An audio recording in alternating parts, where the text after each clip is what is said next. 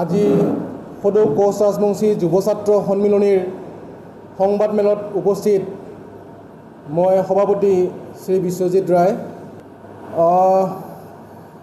আমি আজি 3টা দশক ধৰি আমাৰ ভূমিপুত্ৰ কোচ ৰাজবংশী জনগোষ্ঠীৰ জনজাতিকৰণৰ যি আন্দোলনৰ কাৰ্যসূচী আমি চলাই আহিছোঁ, কিন্তু আমি আজিলৈকে চৰকাৰখনে আমাৰ লগত প্ৰতাৰণা আৰু প্ৰবঞ্চনাহে কৰি আছে। আমি 2014 চনত যেতিয়া নৰেন্দ্ৰ মোদী ডাঙৰীয়া নিৰ্বাচনৰ প্ৰচাৰৰ কাৰণে আমাৰ বঙাইগাঁৱত আহিছিলে, তেখেতে আমাক কৈছিলে যে কেন্দ্ৰ আৰু ৰাজ্যত যদি বিজেপি চৰকাৰ গঠন হয় তেনেহ'লে কোচ ৰাজবংশীৰ লগতে 5টা জনগোষ্ঠীক জনজাতিকৰণৰ মৰ্যাদা প্ৰদান কৰা হ'ব।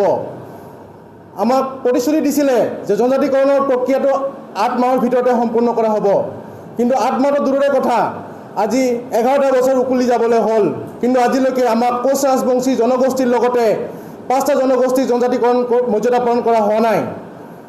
গতিকে আমি ভাবি আছোঁ এই কোচ ৰাজবংশী জনগোষ্ঠীৰ জনজাতিকৰণটো এটা ৰাজনীতিক এটা ইস্যু কৰি তেখেতসকলে নিৰ্বাচনী বতৰণি পাৰ কৰাৰ কাৰণে যিটো প্ৰচেষ্টা কৰি আছে সেইটোক আমি ধিক্কাৰ জনাইছোঁ।